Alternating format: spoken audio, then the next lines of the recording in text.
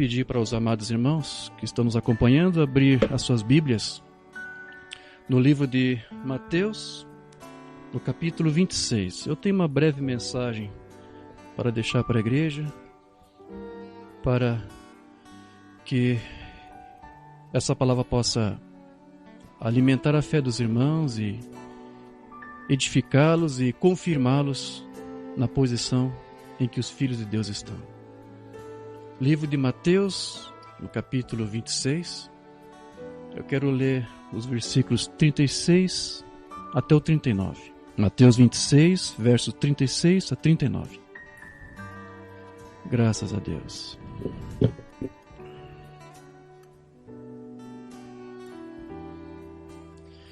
Diz assim a palavra do Senhor. Então chegou Jesus com eles a um lugar chamado Getsemane e disse a seus discípulos: assentai-vos aqui enquanto vou além orar. E levando consigo Pedro e os demais filhos de Zebedeu, começou a entristecer-se e angustiar-se muito. Então lhes disse: a minha alma está cheia de tristeza até a morte. Ficai aqui e velai comigo. E indo um pouco mais adiante, prostrou-se sobre o seu rosto, orando e dizendo: meu Pai, se é possível, passe de mim este cálice. Todavia, não seja como eu quero, mas como tu queres. Graças a Deus. Querido Deus, amado Pai, agradecemos por este momento em que aqui estamos para ouvir e meditar na Tua Palavra. Que Tu possas vivificar esta palavra, Senhor, que acabamos de ouvir, e que Tu venhas nos dar o entendimento do que foi lido, e que essa compreensão possa vivificar nossas mentes, corpos, almas e espíritos, para que não apenas possamos dar testemunho de Ti, mas vivermos em espírito e verdade conforme a Tua palavra, Senhor. Nós cremos na Tua palavra, vivemos conforme a Tua palavra. Ela é nossa fonte, ela é nossa vida, Senhor. Vivifica-nos, Senhor, vivifica o Teu povo agora, neste momento, com a Tua palavra. Revela a ela, Senhor, e o que Tu tens para nos dar. É o que nós te pedimos, no nome amoroso do Filho amado Jesus Cristo.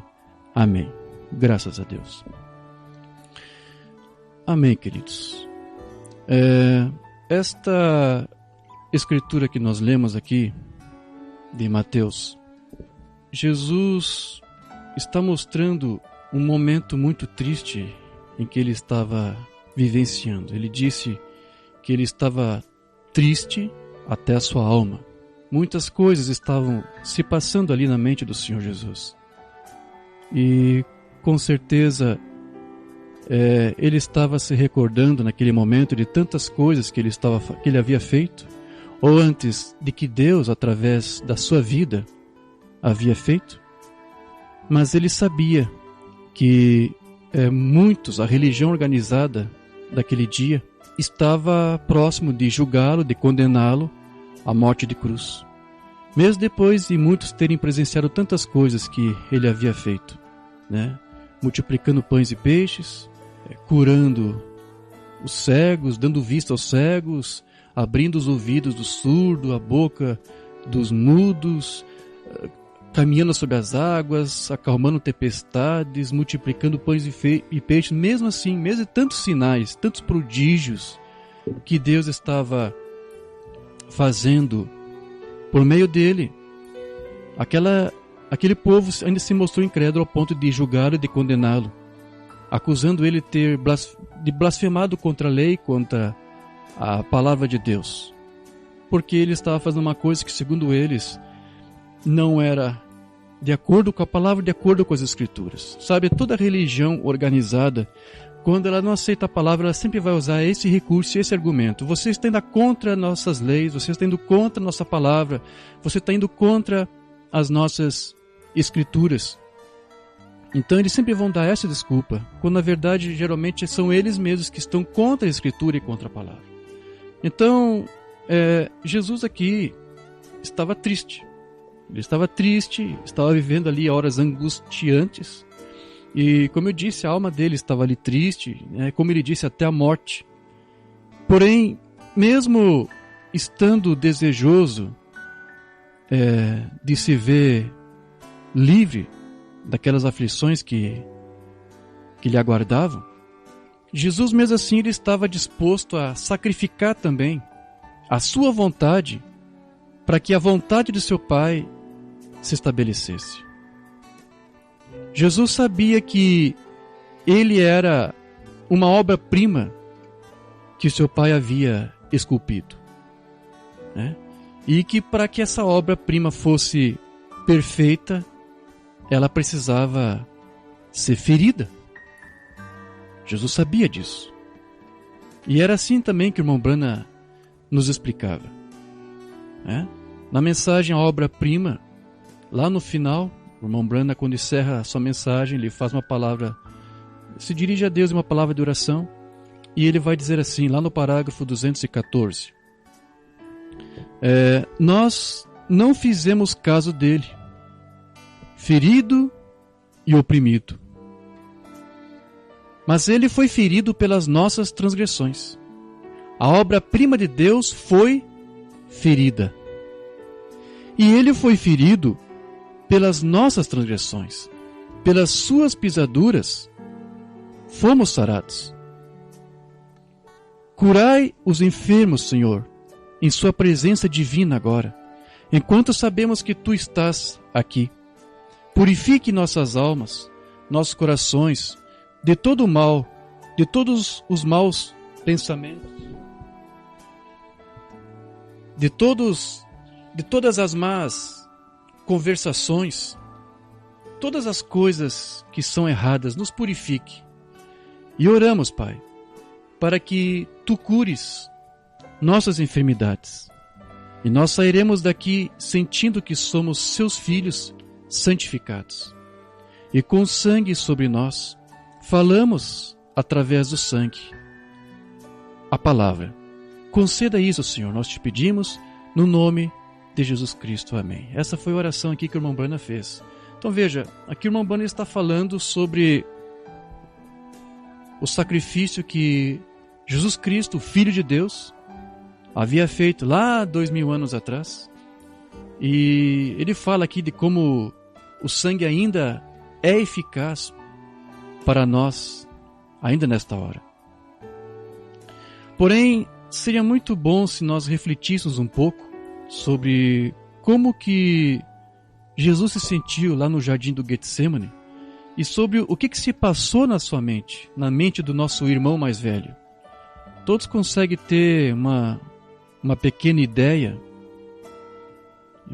do sofrimento que Jesus passou na cruz com base nos registros dos evangelhos. Nós sabemos que muita coisa os evangelistas talvez poderiam ter mencionado e não ficou registrado, mas eles viram Jesus sofrendo, viram as suas dores, né? E nós sabemos disso através dos evangelhos, através do que é contado nos livros que foram escritos sobre isso, e também até pelos filmes que ajudam a ilustrar, para você ter uma pequena ideia. Alguém que já assistiu, por exemplo, aquele filme do Mel Gibson, né, chamado A Paixão de Cristo, consegue ter uma rápida ideia de todo aquele sofrimento que Jesus passou lá.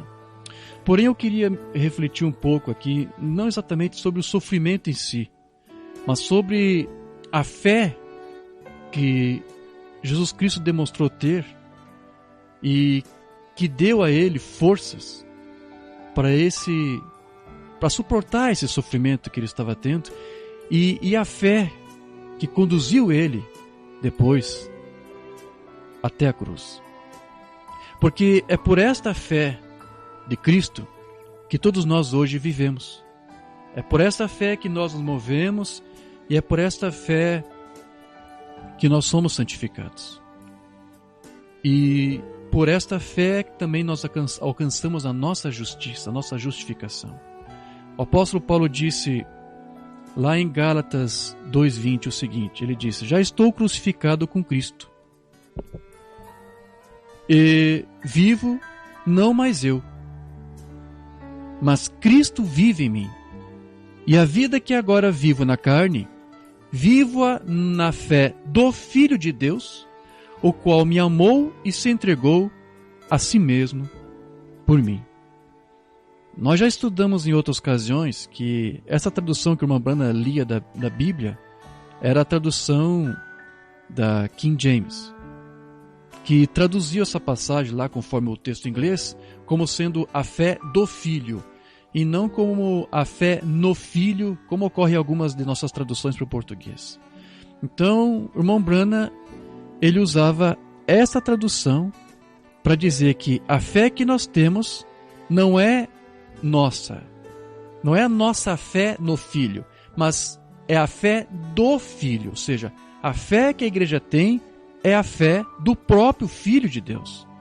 Mas, irmão Jorge, qual seria exatamente a diferença? Qual é a diferença entre a fé no Filho e a fé do Filho? A fé no Filho é quando você está crendo no Filho. Você crê no Filho com todo o entendimento, com tudo aquilo que você tem, conforme a revelação que você tem, mas muitas vezes você está tendo esse entendimento conforme os seus próprios pensamentos. Você está tendo a sua própria interpretação acerca do Filho, e você crê no Filho conforme essa interpretação que você tem dele. Porém, a fé que a igreja deve ter não é exatamente essa. Você tem que ter a fé do Filho, ou seja, você tem que ter a fé que o próprio Filho tinha acerca de si mesmo. Então essa é a diferença da fé no Filho para a fé do Filho.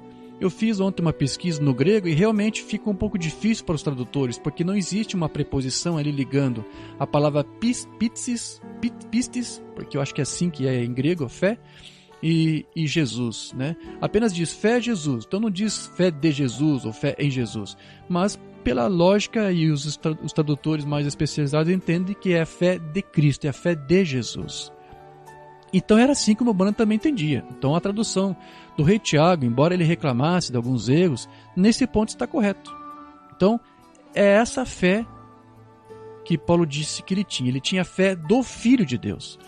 Então o irmão Branham disse que todos os sinais que os apóstolos fizeram foram com base no poder que havia no nome de Jesus, mas também na fé de Jesus que eles haviam recebido, que os apóstolos haviam recebido. Deixa eu ler onde o irmão Branham fala sobre isso, lá no livro das Eras, na página 154. Aqui o irmão Branham vai dizer o seguinte para nós. Em Atos 3,16, quando Pedro foi interrogado sobre como acontecer o poderoso milagre com o coxo à Porta Formosa, ele explicou dessa forma: e pela fé no seu Jesus, no nome, fez o seu Jesus, o nome do seu Jesus, fortalecer a este, outrora coxo, que vedes e conheceis. E a fé, que é por proveniente dele, de Jesus, deu a este homem, na presença de todos vós, esta perfeita saúde. Aí a irmã Branham vai dizer, veja, aí está, o nome de Jesus e a fé de Jesus. O nome de Jesus e a fé de Jesus produziram o milagre. Pedro não alegou que fosse sua própria fé humana, não mais do que alegou que fosse o seu próprio nome. Ele disse que o nome de Jesus, usado na fé que é proveniente de Jesus, realizou aquela grande obra. É a respeito desta fé que o Senhor estava falando em Apocalipse 2,13. Era a fé dele, não era a fé nele, porém era a sua própria fé que ele tinha dado aos crentes. Romanos 12, verso 3. Conforme a medida da fé que Deus repartiu a cada um, segundo o versículo 1, os homens são irmãos. Efésios 2,8. Pela graça sois salvos por meio da fé. E isto, a fé, não vem de vós, é dom de Deus. E também diz em Tiago 2:1, meus irmãos, note que ele também está falando a irmãos. Isso é uma banda dizendo, não tenhais a fé de, não em, olha o que uma banda está dizendo, não é em Jesus. Não tenhais a fé de nosso Senhor Jesus Cristo, Senhor da glória, em acepção de pessoas. Então veja, isso quer dizer também que nós somente vivemos, ou antes, Cristo vive em nós, porque é a fé dele que está em nós. E é essa fé que dá firmeza e paciência aos santos. Deixa eu ler onde você pode ver algo sobre isso. Lá no livro de Apocalipse, capítulo 14, verso 12. Aqui diz assim, aqui está a paciência dos santos. Aqui estão os que guardam os mandamentos de Deus e a fé de Jesus. Veja como está escrito. Não é fé em Jesus, é a fé de Jesus. Então veja que é pela fé de Jesus que os santos vivem. Sejam eles gentios ou sejam eles também judeus. Eu estou dizendo isso porque, como eu estou citando essa escritura, você tem que sempre levar em consideração o contexto. Porque aqui capítulo 14, nesse mesmo capítulo faz menção dos 144 mil judeus, que é aquele povo que vai ser selado durante a tribulação, para confessar a Cristo. É por isso que aqui diz que eles guardaram os mandamentos e a fé de Jesus. Por quê? Porque lá no capítulo 11 você sabe que vai ser enviado 2 profetas, né?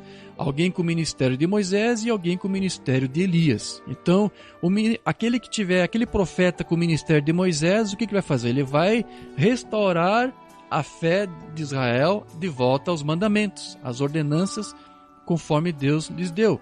E os outros também, esses 144 mil, eles também vão ter o quê? A fé de Jesus. E quem é que vai dar esta fé de Jesus?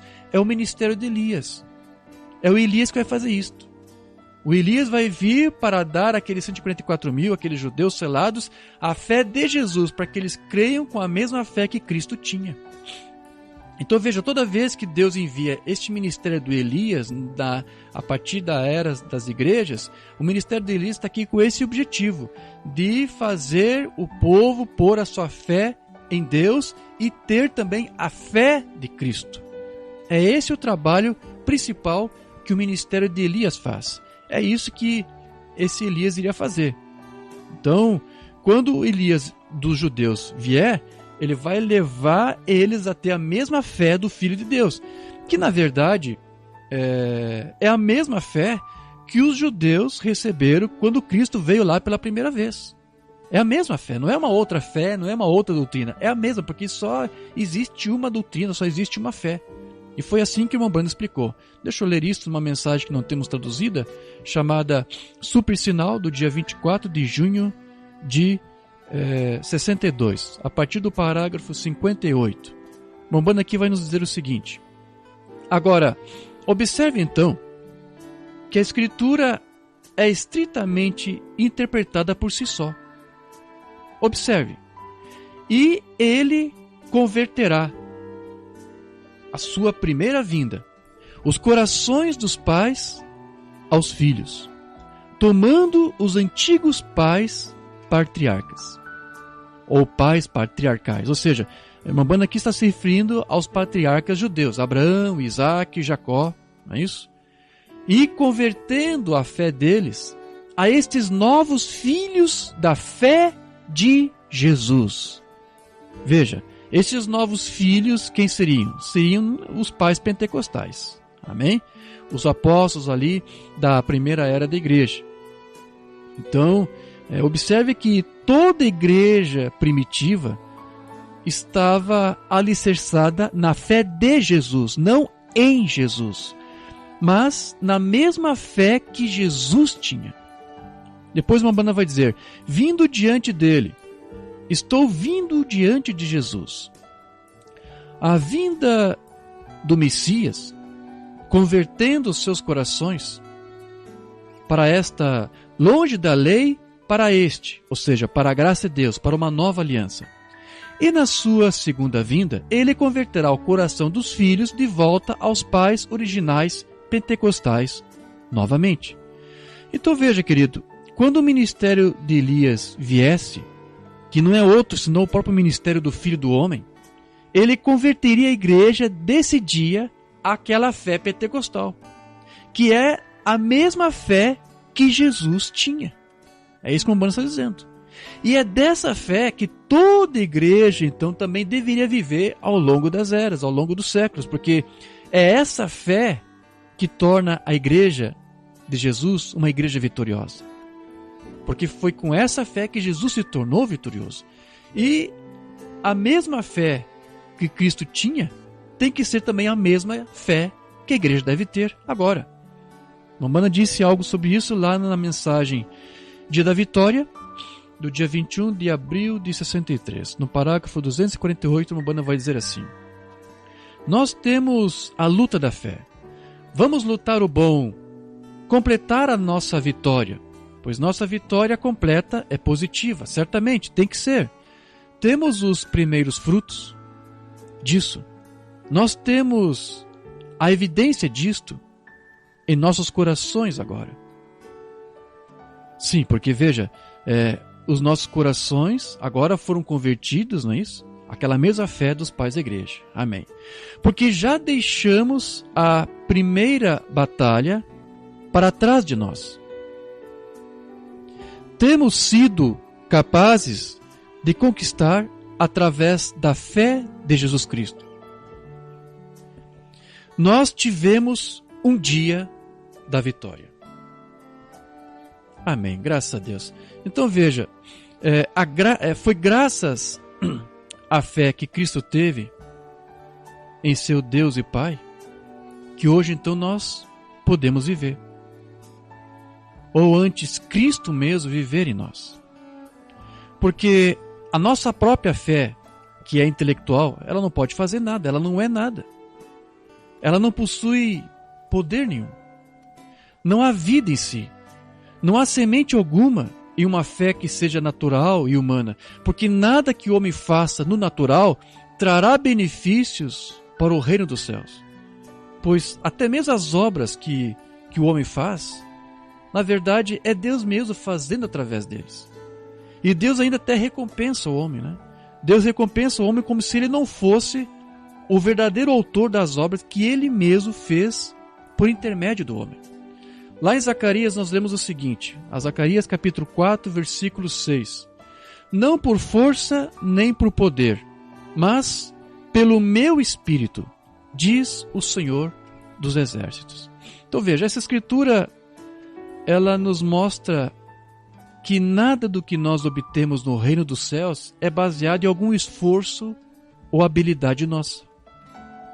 Mas é pelo Espírito de Deus e pela sua vontade divina, ou seja, pela sua permissão, pela sua quiescência. É Deus que nos permite adquirir cada coisa, cada vitória, cada conquista, enfim.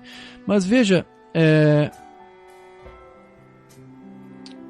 embora Jesus se fez carne como nós, ele não lutou ou venceu segundo as armas ou as habilidades humanas, não. Jesus ele venceu unicamente pelo Espírito que estava nele e pela fé revelada que ele tinha. E qualquer conquista que nós tivermos neste mundo também terá que ser dessa mesma forma. E quando o cristão consegue ver as coisas dessa maneira, ele nunca jamais irá se vangloriar atribuindo qualquer sucesso que ele obteve para si mesmo, mas ele vai atribuir tudo a Deus, porque foi Deus que permitiu tudo isso. Veja que nem mesmo o diabo pode fazer qualquer coisa sem que antes Deus o permita. Nunca devemos esquecer que o poder que o diabo tem para enganar o homem é um poder que foi concedido, né? Mas parece que o próprio diabo se esquece disso, se vangloria do seu poder. E quando o homem se vangloria dos seus próprios feitos, do que ele fez, sem ver que tudo foi uma permissão e uma concessão de Deus para fazer aquilo, então ele também estará agindo como o diabo. Praticamente. Nós já estudamos uma outra ocasião que o diabo ele pensa e age como o homem, né? Como naquela ocasião que Jesus disse isso ao repreender Satanás, que falou pela boca de Pedro. Jesus disse lá para ele: afasta-te de mim, Satanás, tu és para mim como pedra de tropeço, porque você não pensa como Deus, mas como o homem. E quando um homem não pensa como Deus, ele também será uma pedra de tropeço para ele. Porém, veja, Jesus disse: eu não faço nada, né?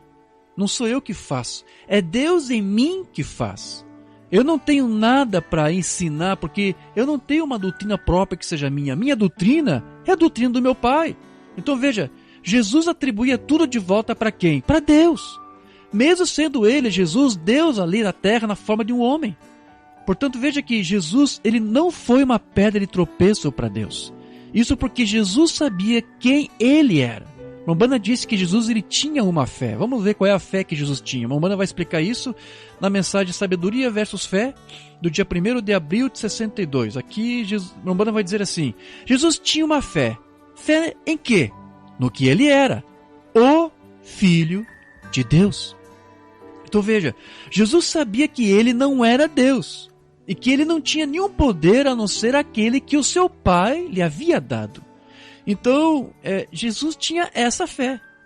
E ele tinha a fé de que era Deus que estava nele que fazia as obras. E essa era a fé que Jesus então tinha. E era essa fé que os pais pentecostais tiveram.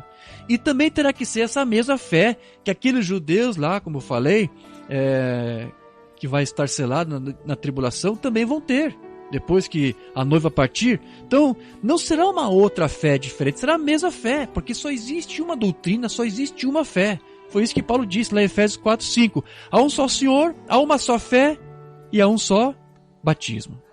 Amém. Então, veja,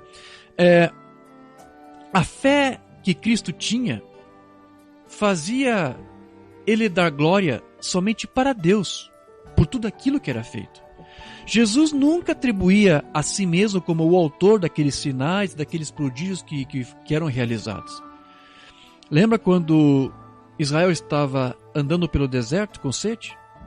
E eles clamaram e reclamaram também com Moisés. Moisés já estava um pouco cansado, com seus 120 anos, creio eu. E Moisés perdeu a paciência. Você lembra o que ele disse? Ele disse: o que nós devemos fazer? Será que devemos fazer dessa água sair água para vocês? Então ele disse isso porque com certeza ele já tinha tido uma visão de Deus, de que Deus ia tirar a sede do seu povo através de uma rocha, da qual iria sair água. Moisés teve uma visão de tudo isso. E ele disse isso com certeza por causa dessa visão. Porém, quando ele disse isso, ele havia se apresentado como se fosse ele mesmo quem iria fazer aquele sinal. E para piorar, ao invés dele simplesmente falar para a rocha como Deus havia ordenado a ele, ele feriu a rocha, ele bateu na rocha 2 vezes. Numa outra ocasião no passado, eles tiveram sede e Deus disse: falhe a rocha ou bata na rocha. Então foi ferida a rocha e a água saiu. E aquela rocha ferida tipificava a morte de Cristo, porque graças ao seu sacrifício hoje nós temos a água da vida que sacia a sede da igreja, do seu povo. Então havia um simbolismo em tudo isso, mas dessa vez não era para ele ferir a rocha, apenas para falar. Mas Moisés, ele disse: será que devemos fazer? Então ele estava dizendo: olha, será que é eu que vou ter que fazer isso para vocês? Ele estava tirando a glória de Deus e atribuindo para si. E para piorar, como eu disse, ele feriu a rocha quando não era para ferir, e feriu 2 vezes. Ele feriu 2 vezes. Então aquele gesto de Moisés, na verdade, é como se fosse um gesto profético. Porque como eu disse que a rocha tipificava Cristo, e ao ser ferida 2 vezes, isso então significava simbolicamente que Cristo também teria que ser ferido 2 vezes. Mombana, numa mensagem que ele pregou, ele disse: eu condeno, eu acuso essa geração de crucificar Jesus Cristo pela 2ª vez. Como é isto? Pela palavra que está sendo rejeitada. Cristo foi crucificado 1 vez, lá em carne. Mas quando você rejeita a palavra de Cristo, você está crucificando ele pela 2ª vez. E Mombana estava repreendendo essa geração por estar fazendo isto. Essa era por estar fazendo isto. E Moisés havia então, com aquela sua palavra, com aquela sua atitude, ele tinha tirado a glória de Deus para aquele milagre, atribuindo a si mesmo. pelo acontecido. E por causa disso, Moisés foi proibido de entrar na terra prometida. Mas veja que Jesus, o que ele fazia? Ele atribuía tudo de volta para Deus, não para si mesmo. Era essa fé que ele tinha. E que, como o irmão Branham disse para nós, era uma fé perfeita. Tem uma mensagem com esse título que ele pregou que eu quero ler aqui. Fé perfeita, do dia 25 de agosto de 63. No parágrafo 68 a 70, aqui o irmão Branham vai dizer assim: Jesus teve fé na palavra de Deus. Veja bem o que o irmão está dizendo. Jesus teve fé na palavra, não teve fé em si, teve fé na palavra de Deus e de que Deus iria cumprir a sua palavra. Então, ele teve fé na palavra de Deus que disse o que ele era. E ele sabia, com essa fé perfeita, que ele era o Messias ungido. Que o Espírito de Deus estava sobre ele. Ele disse: agora, eu de mim mesmo não faço nada, mas a minha fé é em Deus. Veja bem o que o Mombana está dizendo aqui. O Mombana está nos dizendo que Jesus tinha plena fé e confiança em Deus, não em si mesmo. Jesus sabia que Deus nunca iria falhar com ele. Depois ele continua: e Deus estava nele, a palavra manifestada. E quando a palavra de Deus entra em você, ela é manifestada, porque você é um crente. Vê? E um crente é a fé de Deus que se move em você. Você gosta disso? Amém, irmão Branham, eu gosto muito disso. Eu vou repetir o que o irmão está dizendo aqui. Ele disse: um crente é a fé de Deus que se move em você. Quer dizer o que isso? Que quando eu creio, é Deus mesmo se movendo em mim? Para não somente fazer com que eu creia, mas também para cumprir e realizar aquilo que eu creio? É isso, exatamente isso que o irmão está dizendo. Então, realmente, a fé que nós temos não é nossa fé, mas é a fé de Deus. É a fé de Deus mesmo se movendo através de nós. Depois ele diz: sabendo quem ele era, sem sombra de dúvida, ele sabia que ele era o Filho de Deus. Essa era a fé que Cristo tinha. E era a fé que Deus havia dado para ele. Então é a fé de Deus. Ele sabia disso porque a palavra identificou. A palavra de Deus identificou quem ele era. Ele disse: se não faço as obras de meu Pai, então não creais em mim. Porém se as faço, então crede-me pelas obras, porque elas são a palavra prometida, manifestada. Amém. Ok, querido. Então veja, foi por causa dessa fé, então, que Jesus pôde aceitar o suplício da cruz. Porém, para o irmão Branham, a maior vitória que Jesus conquistou não foi exatamente de ter morrido na cruz do Calvário, mas de ter vencido a si mesmo e obedecido a Deus no jardim do Getsemane. Foi lá onde Jesus obteve a sua maior vitória. Porque se não fosse pela fé e a revelação que ele havia recebido do seu Pai, para obedecer a ele e sacrificar sua própria vontade, jamais poderia ter havido uma experiência do Calvário. Somente pôde haver uma experiência vitoriosa no Gólgota, porque primeiro aconteceu uma experiência vitoriosa lá no jardim do Getsemane. Mas depois de ele ter lutado com a sua própria mente, com a sua própria vontade naquela noite, então Jesus obedientemente declarou para Deus: Pai, a minha vontade é de que tu afastasse este cálice de mim. Mas mesmo assim, que não seja a minha vontade, mas que a tua vontade seja feita. E essa foi a sua maior vitória, igreja. E essa havia sido a sua maior batalha também. Uma batalha que foi travada em sua mente, quando Jesus decidiu render a sua própria vontade para fazer a vontade do seu Pai. Mensagem Comunhão, Mombana vai falar sobre isso. Não temos traduzida, do dia 18 de abril de 57, no parágrafo 29. Agora, se Deus não poupou o seu próprio Filho do teste cruel, então Ele não poupará você ou eu do teste cruel. E Jesus estava aqui enfrentando o maior teste que ele já havia tido. O Getsemane colocado diante dele, onde aquele definitivo e último teste todo suficiente deveria vir, quando as cargas de todo mundo foram colocadas sobre os seus ombros abençoados. Não havia ninguém em todo o céu ou na terra que pudesse alguma vez sustentar a não ser ele. E saber que todos os pecados, dos pecados passados e pecados presentes e pecados futuros, repousavam sobre essa decisão. E foi uma das maiores vitórias que Cristo já ganhou ou provou a sua grande messianidade. Como quando ele disse a Deus, não a minha vontade, mas que a tua vontade seja feita. Essa foi a maior vitória que ele já tinha ganho. Todos os demônios do tormento estavam ao redor para tentá-lo e prová-lo. Veja, os demônios estavam ali tentando provar Jesus, tentando encontrar alguma deficiência, alguma fragilidade, mas eles não puderam, não encontraram.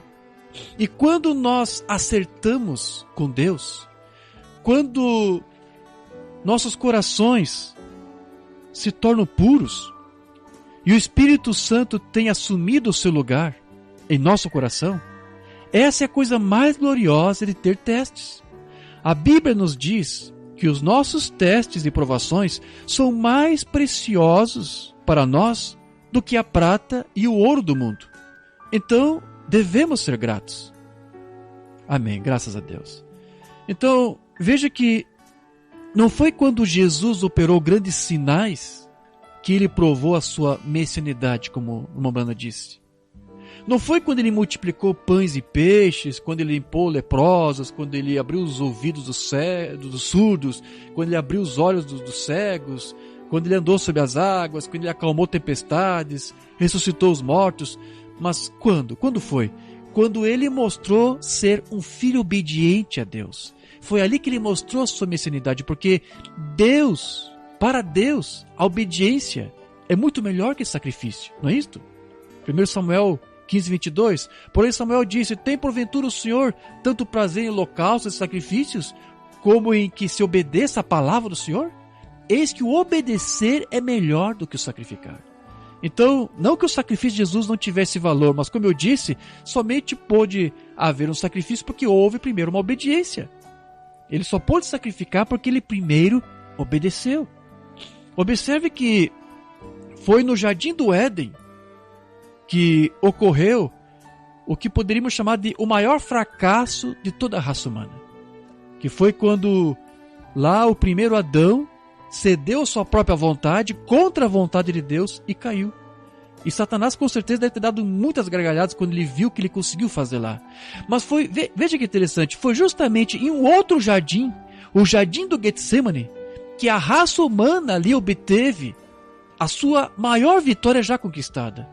Que foi quando ali o segundo Adão venceu a si mesmo, venceu sua própria vontade para fazer a vontade daquele que lhe enviou.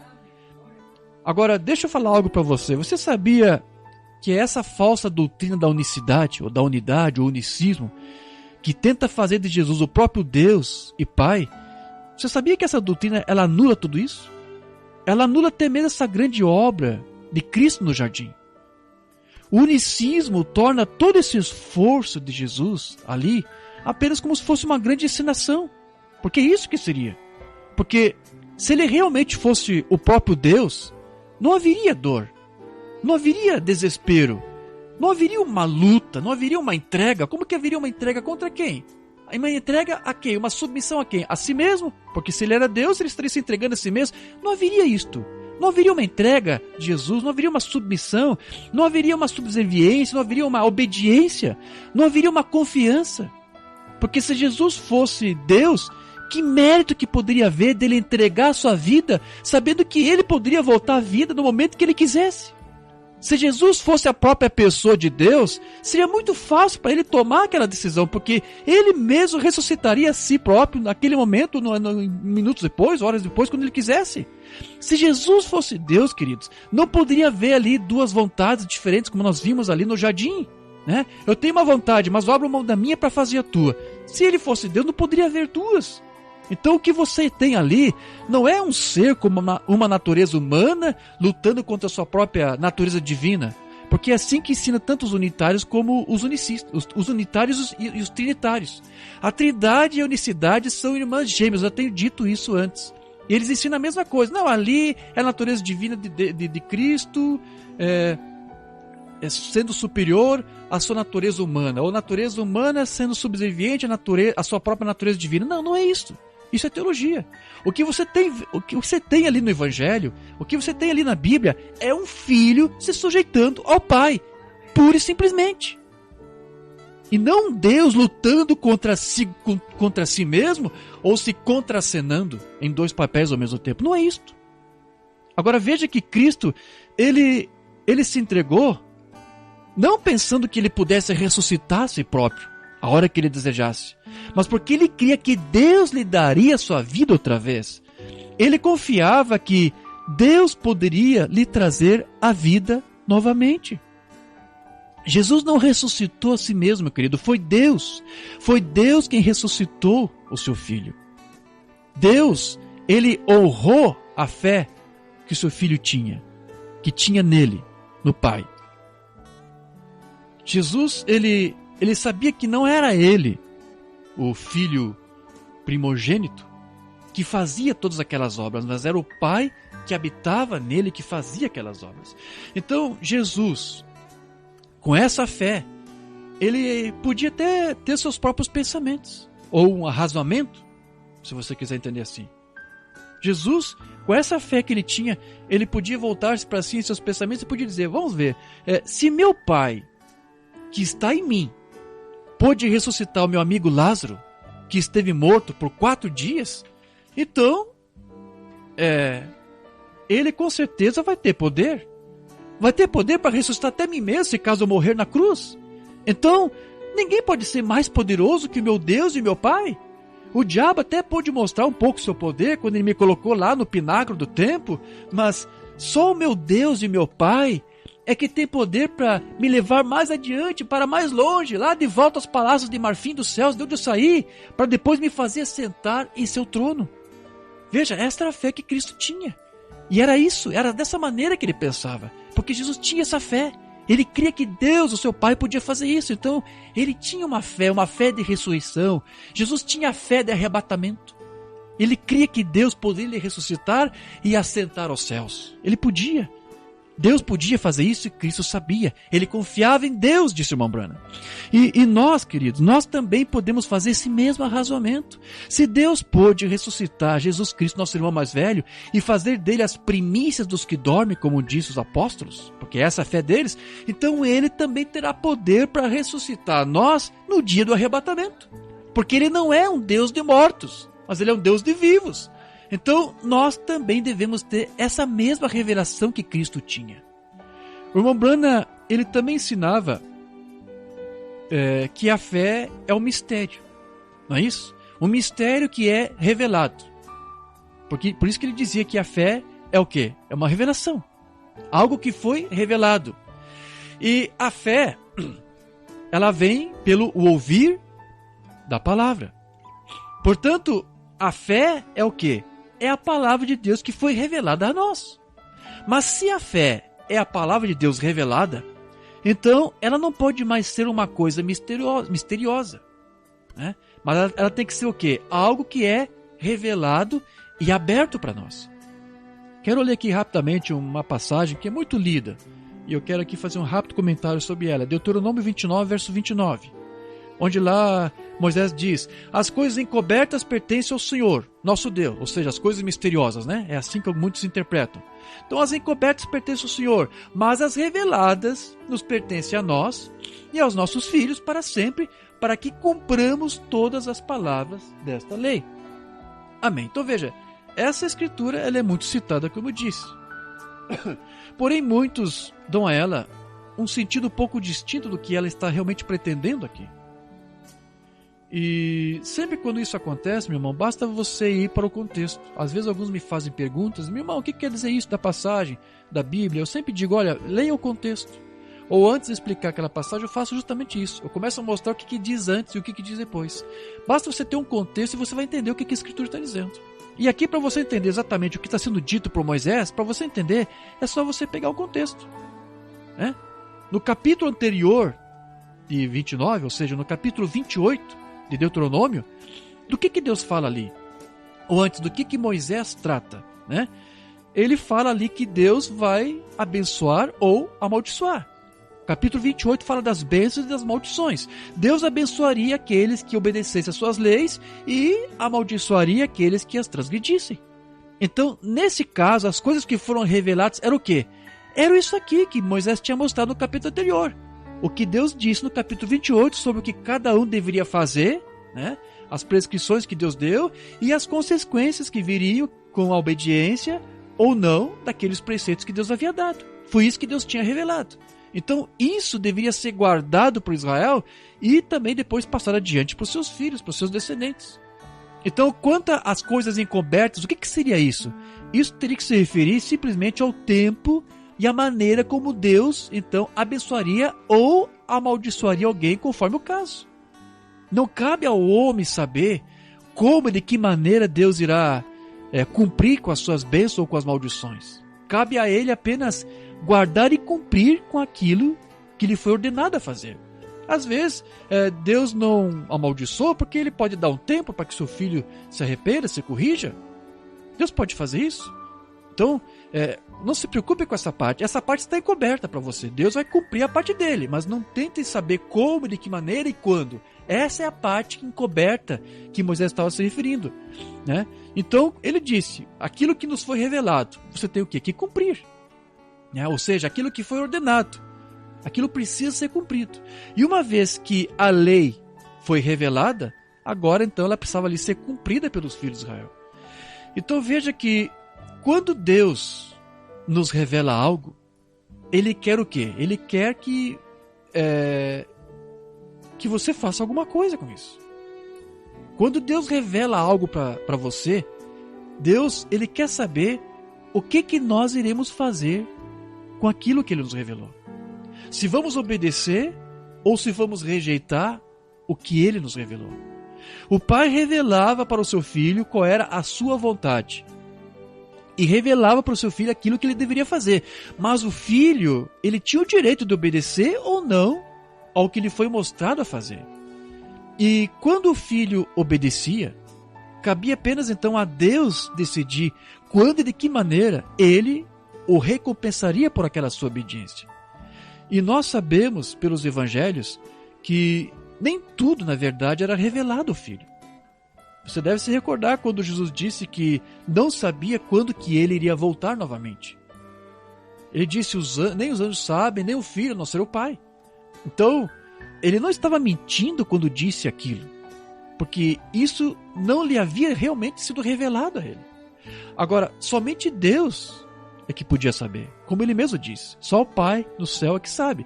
Portanto, se Jesus fosse realmente Deus, como algumas doutrinas ensinam, então ele teria mentido ao dizer que não sabia quando ele viria. Quando na verdade todos nós sabemos que Deus não pode mentir. As Escrituras dizem, Deus não pode mentir. Lá em Números diz, Deus não é homem para que minta, nem filho do homem para que se arrependa. Lá em Hebreus, também Tito, você vê lá as Escrituras dizendo, é impossível que Deus minta. Então, Jesus não mentiu. Mas ele teria mentido se ele fosse Deus. Porque Deus sabia. Mas ele não sabia. Porque nem tudo havia sido revelado ao filho. Mas aquilo que o pai revelou, o filho foi obediente àquilo e cumpriu, realizou aquilo. Então, uma vez que algo é revelado, Deus agora quer saber o que você vai fazer com isso. Deus revelou para o seu filho qual era a sua vontade, mas agora ele queria saber, ali no jardim, qual era a decisão que o seu filho iria tomar. Deixa eu ler algo que uma banda comentou sobre este momento aqui, que foi um momento crucial. Na mensagem conferência, essa mensagem eu traduzi anos atrás, do dia 25 de novembro de 60. Aqui ele vai falar rapidamente sobre duas conferências. Uma conferência que Deus teve com Moisés e depois a conferência que ele chamou de a conferência do Jardim do Getsemane. Então, Mambana começa a falar aqui, lá no parágrafo 43. Agora, Moisés clamou ao Senhor, e o Senhor disse: levanta-se e siga em frente. Ou seja, sai do teu lugar, ande, caminhe, siga em frente. E quando Moisés foi diretamente e pisou os seus pés na água, quando isto aconteceu, o mar vermelho se abriu para trás. E Israel atravessou outro lado para uma grande vitória. Então veja, Moisés está obedecendo ordens, ele foi até ali.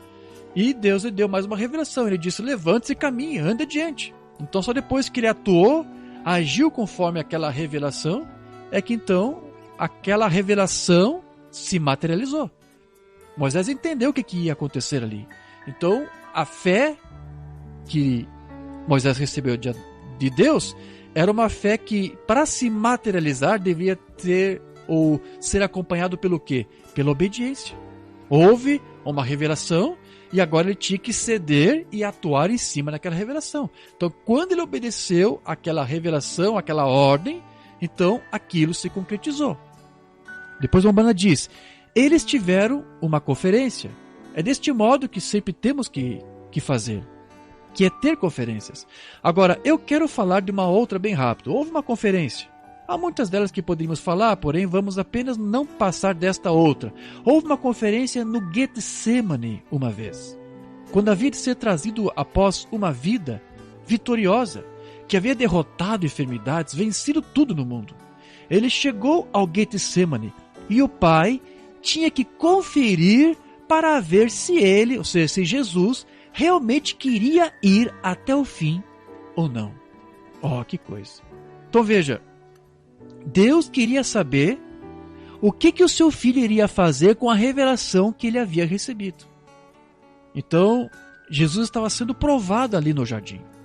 Mas veja que, antes disso, Mambana aqui então mencionou para nós que Deus havia revelado primeiro algo para Moisés, mas que isso não se tornaria uma realidade, como acabei de comentar, até que Moisés seguisse em frente.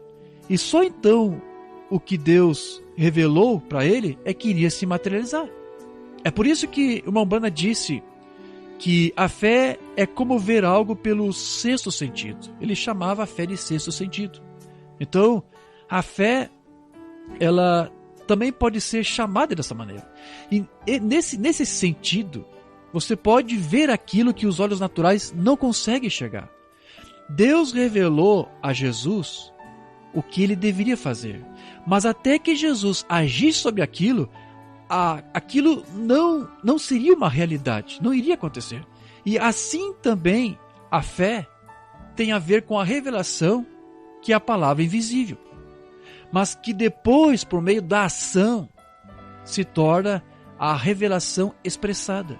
E quando isso acontece, a palavra então está como que vestida, porque todos conseguem ver a palavra. Antes era invisível, era uma revelação, mas agora se materializou porque houve uma obediência à palavra. Então a fé, ela não vem exatamente por você ver alguma coisa, mas quando você ouve a palavra. Porém, depois de ter sido ouvida, então a fé pode ser de fato vista, desde que você então atue sobre ela. Por exemplo, Deus me chamou para o ministério alguns anos atrás, isso foi lá em 99, em maio de 99. Na época eu tinha uns 24 anos, eu tinha 24 anos de idade. E até então eu nunca imaginei que Deus tinha esse plano para mim. Até que Ele o revelou e eu ouvi. Numa reunião onde via línguas, houve profecias, houve interpretação. Deus ali entregou a sua mensagem.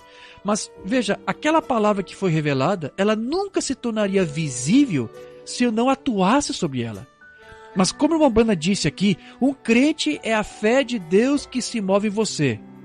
Então não é pela minha fé que eu estou pregando agora, mas é Deus se movendo através de mim para cumprir a sua própria palavra, tornando ela visível. Então, isso não é pelo meu próprio esforço ou pela minha capacidade, porque não sou eu que estou interpretando a palavra que foi revelada anos atrás, mas é Deus mesmo que agora está se movendo para interpretar isto. Porém, se Deus não tivesse me chamado, essa minha atuação agora de estar aqui pregando para você, seria o quê? Seria uma interpretação apenas minha. Seria uma fé particular minha e não de Deus, porque isso nunca havia sequer sido uma palavra invisível antes. Então, não foi a fé do homem Moisés que abriu o Mar Vermelho, mas foi a palavra de Deus que se moveu através dele para se tornar visível. É sempre Deus que interpreta a sua palavra. Portanto, toda a glória cabe sempre e apenas para Ele, para Deus. Mas aquele que atua, como eu disse, segundo uma fé particular, ele somente pode atrair glória para quem? Para si mesmo. E como eu disse, a fé humana, ela não tem vida em si. Então, todo fruto que ela produzir vai morrer com ela. Porque o verdadeiro motivo e objetivo dela não era de exaltar a Deus ou de promover o seu reino, mas foi apenas movida por algum capricho carnal de algum presunçoso que avançou sem autoridade. Como o caso de Janes e Jambres.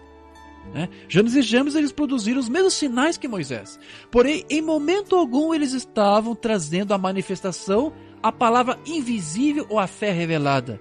A não ser o quê? A sua própria fé. A sua própria revelação. Eles tinham o quê? Eles tinham um falso espírito. Porque o verdadeiro espírito, ele somente vai acompanhar a pregação de uma fé que seja genuína. Deixa eu ler algo que o Paulo disse aqui, lá em Gálatas 3. É o versículo 2. Aqui Paulo vai dizer: só quisera saber isso de vós. Vou fazer uma pergunta para vocês, Gálatas, porque eles haviam voltado à circuncisão, haviam voltado à lei, depois de ter recebido a revelação da fé apostólica. Ele pergunta: recebestes o Espírito pelas obras da lei ou pela pregação da fé? Está entendendo? Paulo aqui está dizendo a você que o Espírito Santo ele vem pela pregação da fé genuína. E lá no versículo 5 ele vai dizer mais: aquele, pois, que vos dá o Espírito e que opera maravilhas entre vós, ele o faz pelas obras da lei ou pela pregação da fé? Então veja, outra vez ele está afirmando que o verdadeiro Espírito ele se manifestou somente por causa de uma fé que foi revelada. E que eles viram ela ali manifestada. Aquela palavra invisível se tornou materializada porque o Espírito estava ali, acompanhou aquela fé que eles receberam. Lá em Romanos 10, Paulo vai falar mais. Eu quero ler aqui, a partir do versículo 13. Romanos 10, 13. Paulo vai dizer aqui: porque todo aquele que invocar o nome do Senhor será salvo. Bom, então isso quer dizer o quê? Que para você ser salvo, você precisa invocar. Você tem que confessar. Paulo começa a fazer algumas perguntas. Mas como, pois, invocarão aquele em quem não creram? Então, o que queria dizer isso? Então para você confessar, você tem que o quê? Você tem que primeiro o quê? Crer, não é isso? Aí depois ele diz: e como crerão naquele de quem não viram? Então, para você crer em algo, você tem que primeiro ouvir algo. Depois ele diz: e como verão se não há quem pregue? Então, para você ouvir, é necessário que primeiro alguém fale, alguém pregue. E depois: e como pregarão se não forem enviados? Então, para que alguém pregue, primeiro ele tem que ser o quê? Enviado. Porém, meu querido, é aí que começa o problema. Será que todos que estão pregando foram de fato enviados por Deus para pregar? Ou você acha realmente que o diabo não tem os seus a quem ele enviar? Meu querido, o diabo também tem os seus, certamente que ele tem. E não é para o mundo que o diabo manda. Não é para o mundo que ele manda os seus Janes e Jambres. Não, é para o meio da igreja. É para a igreja que ele manda os seus. Depois Paulo diz: como está escrito, quão formosos os pés dos que anunciam o evangelho de paz, dos que trazem alegres novas de boas coisas. Mas nem todos têm obedecido ao evangelho. Pois Isaías diz: Senhor, quem creu na nossa pregação? De sorte que a fé é pelo ouvir, e ouvir pela palavra de Deus. Então veja que não é apenas ouvir qualquer palavra que vai produzir a fé, mas é ouvir a palavra de Deus. É essa que vai produzir a fé. E o Espírito que acompanha essa fé da palavra, então ela vai o quê? Ela vai produzir os frutos no crente, no ouvinte. Lá em 2 Coríntios 4,13, Paulo vai dizer mais aqui: e temos, portanto, o mesmo espírito de fé. Segura aqui, veja aqui. Espírito de fé. O que é isso? Há um espírito. Atrás dessa fé há um espírito, há uma unção que acompanha. E na verdade, cada tipo de fé vai ter uma unção específica. Há uma unção que acompanha cada tipo de fé, seja ela falsa ou seja a fé verdadeira. Agora, a fé verdadeira, ela vai ungir você para fazer a vontade de Deus, exatamente como nosso irmão mais velho fez. Enquanto que a falsa fé, ela vai ungir, ela vai inspirar as pessoas para fazer a sua própria vontade, para crer em suas próprias interpretações. Como está escrito, cri, por isso falei. Nós cremos também, por isso também falamos. Amém. Graças a Deus por isso. Então veja, se a fé é algo que estava escondido, mas que foi revelado, então ter a fé de Cristo seria como fazer uma viagem sem saber exatamente para onde que você está indo, mas sabendo pelo menos com quem você está indo. Você entende isso? Porque veja, a igreja ela não está levando consigo mesma apenas uma concepção intelectual doutrinária. Não, ela está levando consigo nessa sua jornada a própria vida do Espírito de Cristo com ela. Deixa eu ler aqui que Paulo diz, ou que está escrito lá em Hebreus 11, no versículo 8. Pela fé Abraão, sendo chamado, obedeceu. Abraão teve uma fé e obedeceu, ou seja, atuou, indo para um lugar que havia de receber por herança. E saiu, ele atuou, sem saber para onde ele ia. Assim tem que ser os filhos de Deus que têm a fé de Cristo.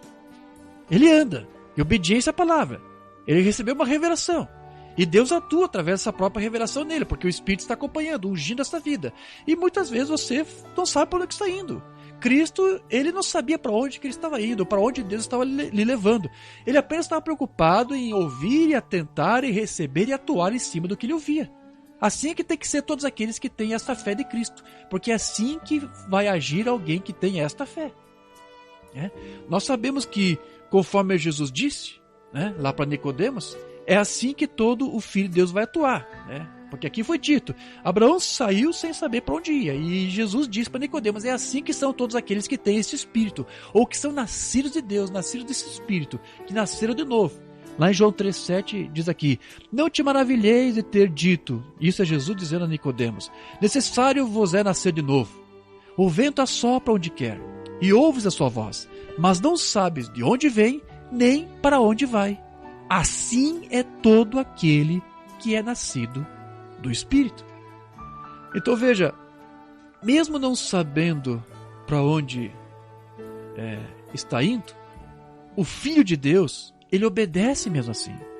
Como Abraão obedeceu, como Jesus Cristo obedeceu, a fé de cada filho e de cada filha de Deus, ela se materializa através em gestos de obediência.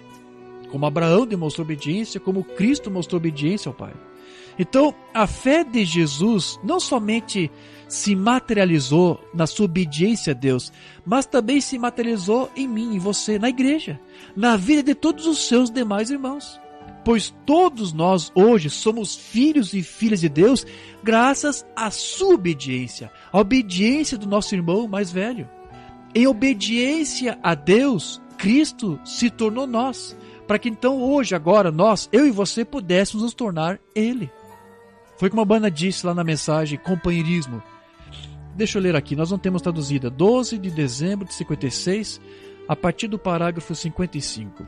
Uma banda vai dizer aqui, alguma vez você pensou nisso, pecador? Eu pensava isso. Eu, indigno de ser amado, eu, sem dignidade, e Cristo, o Filho de Deus, desceu e se tornou eu para que através de sua graça eu pudesse me tornar Ele. E nós estamos na presença de Deus, não como pecadores, mas como filhos e filhas de Deus, banhados pelo precioso sangue de Jesus Cristo. Amém.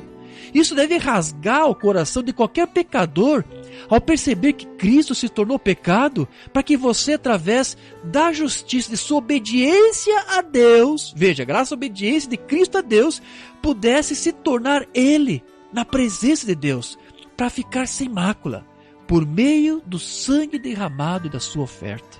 Aleluia. Glórias a Deus por isso. Então veja, queridos, todos nós éramos indignos.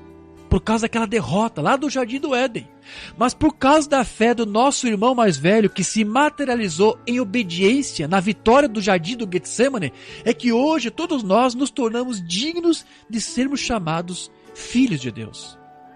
Eu quero ler só essa palavra aqui mais do irmão Brana e eu já encerro essa nossa mensagem, esse nosso estudo. Mensagem Aliança de Deus com Abraão e sua descendência, que também não temos traduzida, no dia 23 de fevereiro de 56. Aqui uma banda vai dizer assim: e se acontecer de eu partir antes que o Senhor Jesus venha, e se eu tiver um funeral normal, eles irão tocar isso quando estiverem me descendo a terra. Somente crê, tudo é possível. E esse é o meu testemunho que eu quero deixar para o mundo. Que testemunho é esse, irmão Brana? Fala para nós. Ele vai dizer: eu creio no relato da Bíblia de que Jesus Cristo era o Filho de Deus. E que ele, através da sua justiça, da sua vinda à terra, em obediência a Deus, eu estou justificado pela fé e crença em Deus. E tendo o privilégio de ser filho de Deus. Amém. Graças a Deus, queridos. Veja, essa era a fé de William Branham, de que Jesus Cristo era o Filho de Deus. E essa é o que? É a fé apostólica, que na verdade era a fé que o próprio Cristo tinha de si mesmo. Então, graças a Deus por ele nos ter enviado este profeta, um profeta mensageiro que converteu os corações dos filhos desta última era de volta a essa mesmíssima fé apostólica, e que não é outra senão a mesma fé do nosso Senhor Jesus Cristo. Amém. Deus abençoe a todos, no nome de Jesus. Graças a Deus.